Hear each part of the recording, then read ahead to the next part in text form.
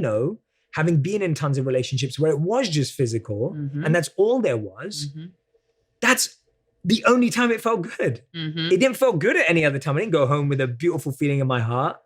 And then when it's only about that, that's also when it can be easily replaced. Right. Because that's easily changeable. Right. And that's why I think so many people go through, and I talk about in my videos so much about cheating and loyalty, because when it is just physical, it becomes so much more easier to just disconnect and throw it away. All those things happen.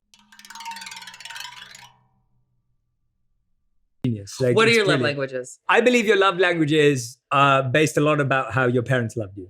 Oh, interesting. So my love language. Like you want what your parents didn't give you, or you still want what they gave you? Both. Depending on how good or bad they're. Correct. Got it. So mine was, and this is how I traced it back.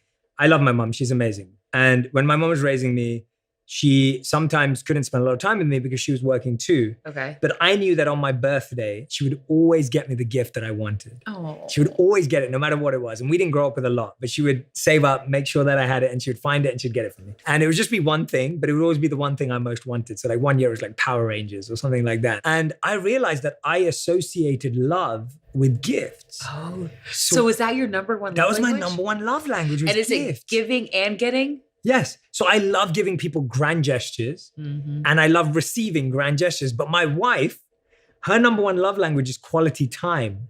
Oh, because her family on their birthdays and stuff would just... Time spent. Yeah, they wouldn't go out to work that day. Her dad would stay home. They would plan an activity or whatever, something like that. Right. And so they'd spend time together. So when we met, I was like, where's my gift? Like, where is it? It's like, do you not love me? And I would be giving her these grand gestures and gifts on her birthday. And she'd be like, oh, I just want to spend time with you. And okay, I want you to break mine down. Go on. I'm acts of service. Yes. What does it mean? That, do you like giving or receiving? I like getting acts of service. Like if you want to love me, right. Acts of service. Well, that's the hardest one. Right? That is the hard. Your husband's amazing. That is the hardest one. He is a talented man. Yeah, that is amazing. I mean, it's like you vacuums, make the bed, do the thing that I asked you one time and it's done. I'm like, wow, that is impressive. Oh yeah. Acts of service is one of the hardest ones. I'm hard to love. No, you're not. Just kidding. I'm just kidding. No. So that's me projecting my bias of how scary I find that one for you.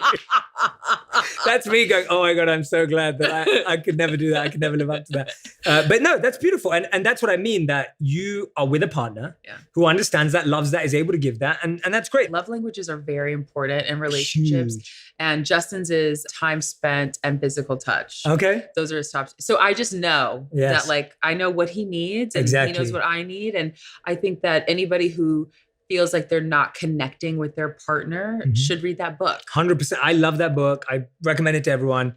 And I think the biggest thing we should all notice is until you read that book and until you figure out love languages, you are speaking different languages. Right. And so it's like literally speaking to your partner in a language they don't understand. Right. And so you could be doing everything. Like, for example, for you, Justin could be buying you like the best gifts in the world and taking you on fancy holidays and all this kind of stuff, but he's not doing acts of service. And you're going to be like, well, now what? Doesn't he love me? Yeah, exactly. And he does. Like, you may be with someone, anyone who's listening and watching this right now, you may have someone who loves you deeply. You've just never articulated what your love language is. You have to speak up. You have to share it. No one can read in between the lines. Yeah. You can't expect that person to figure it out by looking at you.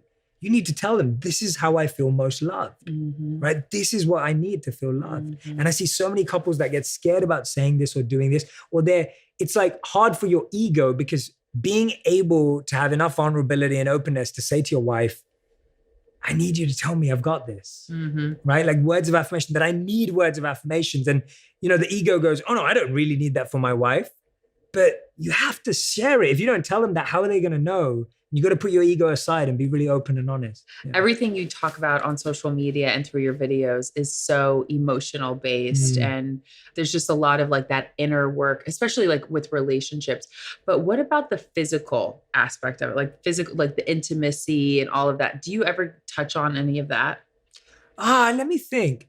I've definitely talked about it from an abuse point of view. Right. But you're talking about from the other like side. When you're married, sex is important. Yeah, right. And I think that for me, my understanding is like, you have to have the emotional first before the sex can stay consistent. Correct. And great. It's so much easier to talk about that or go into that. And that's why I focus so much on my content on the other side. Right. And my content is so heavily focused on the compatibility, on the healing, on the deep work, because I'm like, if people get this right, they're gonna have amazing relationships, they're gonna have amazing physical, everything's gonna be great. But when you look at all these magazine covers and you'll always see like, the 7 things she wants in bed and the 3 things, and it's always those things. And that's what I love about what I've been able to do with video, is that we've shifted the conversation. The video's getting millions and millions of views, but we're talking about stuff that actually is gonna make a difference. Right. Whereas you telling someone like, these are the 3 things she wants in bed, like that's not gonna change your relationship if you aren't compatible, if you don't connect, if you don't speak the right love languages, if you're not empathetic, if you're not vulnerable, like then that 3 list of this and 7 list of that isn't gonna do anything. It's void. And that's where I'm trying to get to with people, because I don't want people to use sex as a substitute for that. And I don't want people to use sex as an excuse for that. And I don't want people to use sex as a cover-up for not having any of that, because I know, having been in tons of relationships where it was just physical and that's all there was, that's the only time it felt good. It didn't feel good at any other time. I didn't go home with a beautiful feeling in my heart. And then when it's only about that, that's also when it can be easily replaced. Right. Because that's easily changeable. Right. And that's why I think so many people go through, and I talk about in my videos so much about cheating and loyalty, because when it is just physical, it becomes so much more easier to just disconnect and throw it away. All those things happen. Yeah. And now heartbreak. Yes. What's your advice on heartbreak?